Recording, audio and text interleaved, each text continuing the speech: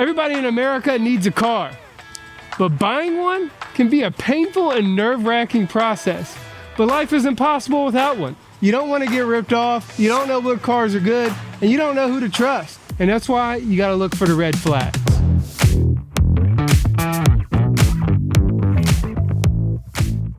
So first things first, you can't trust anybody. So you're gonna have to do most of the work yourself. And most of the work is research, finding out what cars are bad and what cars are good.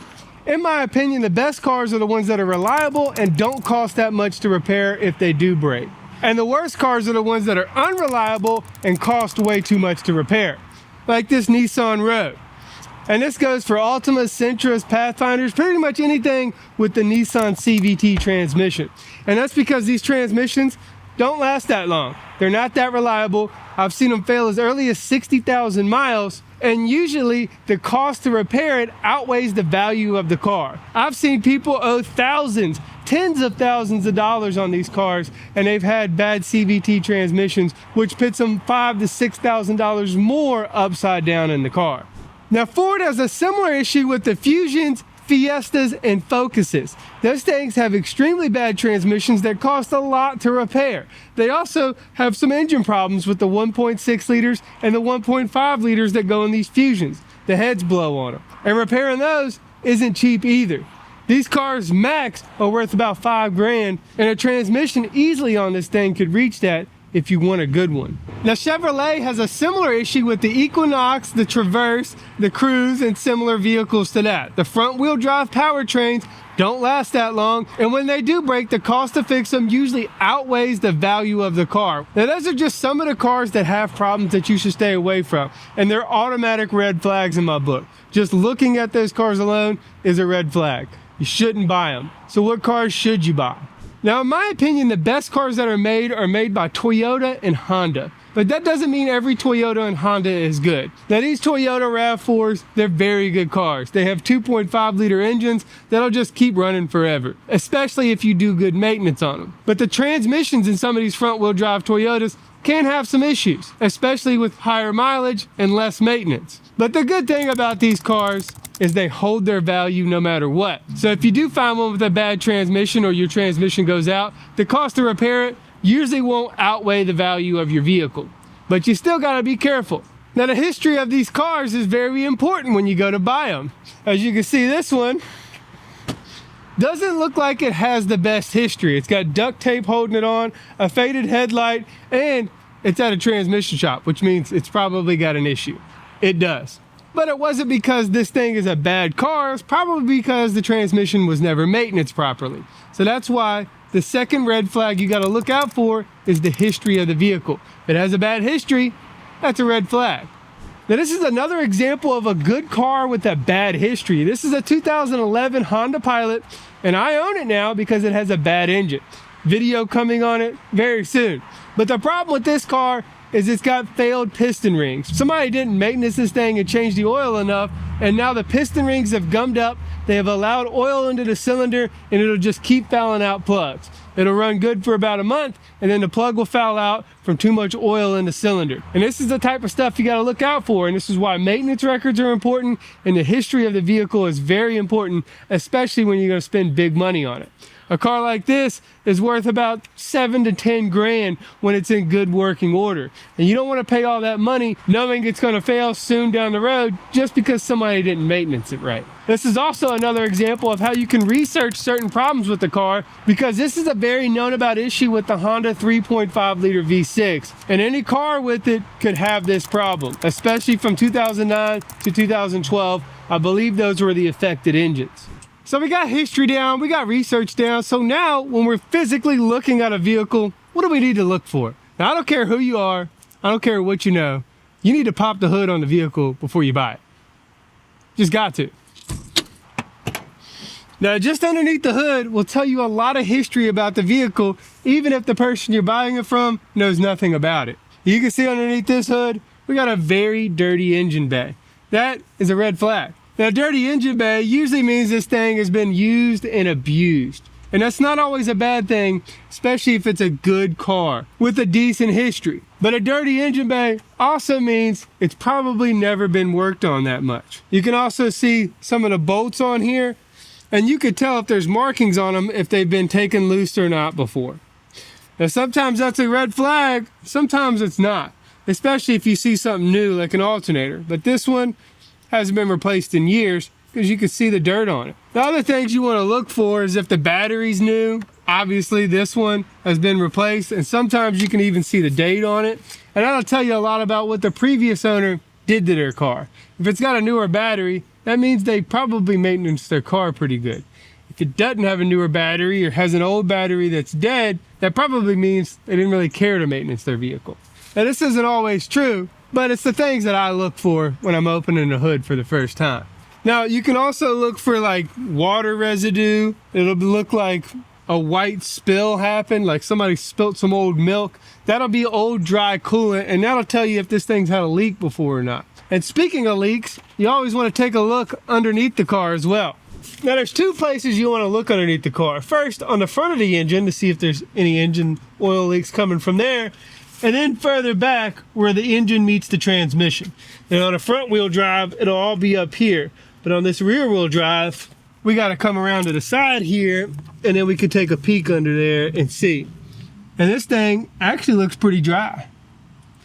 You can also take a peek at your transmission pan, see if it's leaking. And while you're down here, you can also do the same thing you were doing up top, seeing how dirty it is, seeing if anybody's worked on it recently, if it's got any new drive shafts or U-joints. The exhaust is holy. This one's got a new O2 sensor, so they could have been chasing a problem. And the most important thing to look at down here is rust.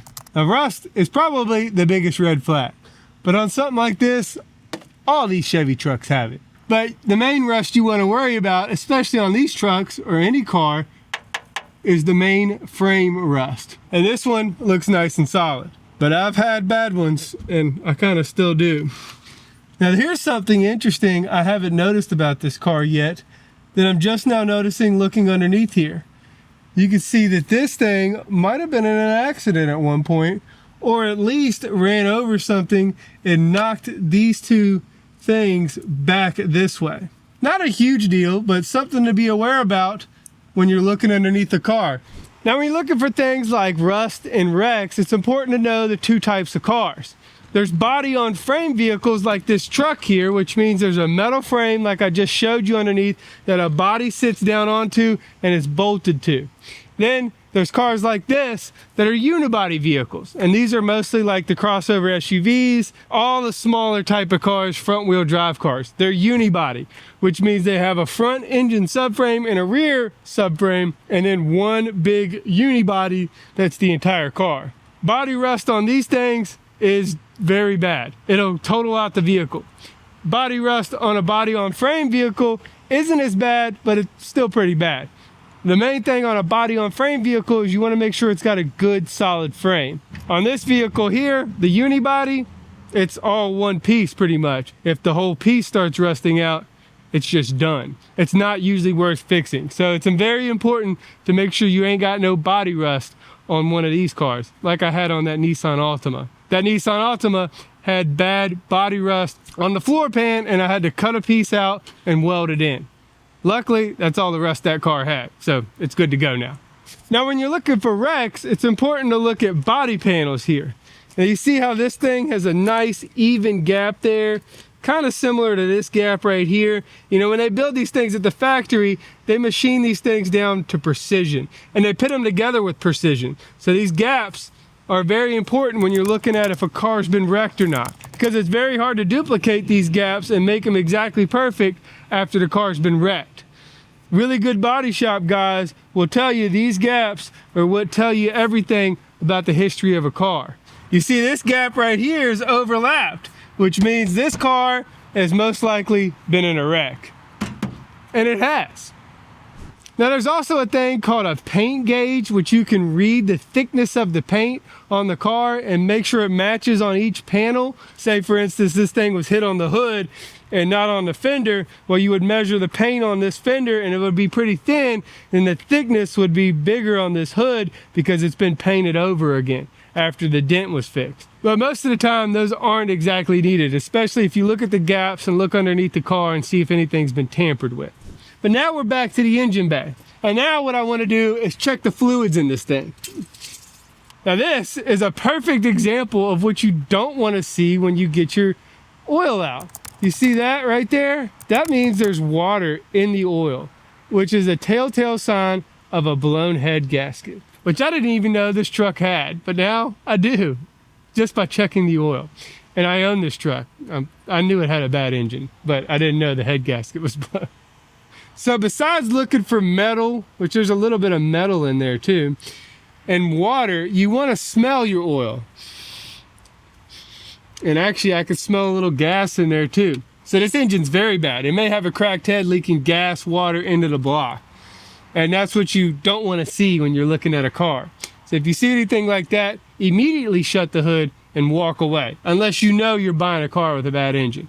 Now I also want to check the transmission fluid, which on this old Chevy is really easy to do because they still got a dipstick.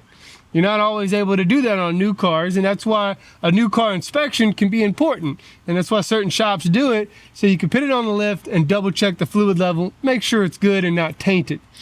This right here looks like a good fluid level, but you can see that transmission fluid is a little dark. It's not supposed to look like engine oil. It's supposed to be nice and red. You can also smell your transmission fluid. And you're not smelling for gas or anything like that. What you're smelling for is a burnt smell. You'll know it when you smell it. And if you smell that, again, go ahead and close the hood because you know there's burnt clutches in there. Now, history and research will play a factor in the transmission, especially if you know a car has a decent transmission. Then, smelling burnt fluid isn't always a bad thing because clutches can just toast the fluid a little bit and have a burnt smell. But for the most part, on a Chevy like this, if you smelt burnt fluid, I'd close the hood because those 4L60s are famous for burning up. Something like a Toyota, you smell a little burnt fluid, it's probably still okay. Now, you also want to make sure there's coolant in this thing. Now, sometimes the cap's on the radiator, and sometimes it's on the reservoir like this thing. And now what you're really looking for is to make sure it has something in it and that it's not too dirty in there. And if it doesn't have anything in it, you want to look for signs of a leak somewhere. If you don't see signs of a leak, it's a bad sign. You could have a blown head gasket. But there's head gasket tests that you could do with a pre-car inspection at a shop if you're really concerned about that. On this 5.3 engine, I'm not always concerned about a head gasket because they're pretty decent. But obviously, something's going on because the oil shouldn't look like that.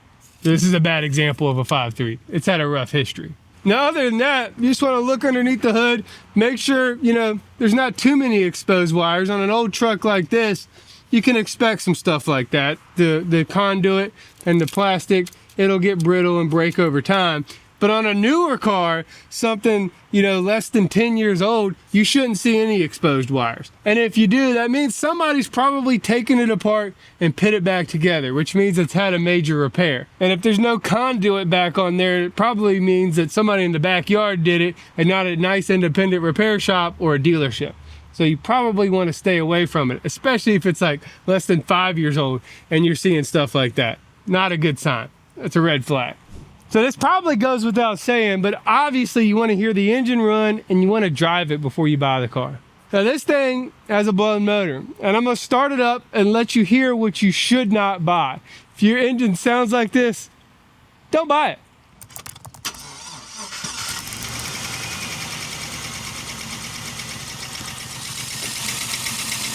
Yeah, you hear that? That's a knocking LS. Now I'm not sure exactly what's wrong with it, but it ain't right. And if your car sounds like that you're looking at buying, close the hood, shut it off, and walk away immediately. Now, unless you're like me and you like buying broken cars, you're never gonna buy something like that. And most of the time when you're looking at purchasing it, it's not gonna sound like that. So you start it up, you wanna make sure it sounds good, and you wanna let it run for a good 5 to 10 minutes. Some cars, they run better cold, some cars, they run better hot. And if you start a car up fresh, when you're going to buy it and it's already got the temperature high on it That means somebody's been running it before you got there to try to hide a problem it has cold. When you start the car up, you want it to be ice cold. You want that temperature gauge to be down at C. And it could go the other way around. If the car is cold and they want you to shut it off as soon as you start it, it could have a problem hot. So you want to watch out for that too. Definite red flags there. But other than that, if the car runs good, sounds good, and you're happy with it, the final thing you want to do is take it for a road test. First of all, you want to drive it normal city driving. You want to drive it down some city blocks, starting and stopping at red lights, and do that for about 10 to 15, maybe even 20 minutes. After that, you want to take it up on the interstate and do about 5 to 10 minutes of highway driving. Make sure it stays nice at speed, no bumps or anything like that going on, no weird smells, and nothing crazy going on when you go to pull off the exit and slow back down. And then if you live out in the country, you may want to take it out on a country road around some winds and turns to make sure that the suspension and everything's good, especially if you drive a road like that every single day. So as long as you do your research, know the history of the car, look at the car, drive the car, make sure it's not wrecked, make sure it's not rusted, make sure it's got a good engine, transmission, and everything else that you got to do, you should be okay. And you should be able to find a good car at a decent price. If not, hit me up at justcallmeyeti.com, scroll to the bottom, fill the form out, and I'll see if I can help you out as much as I can.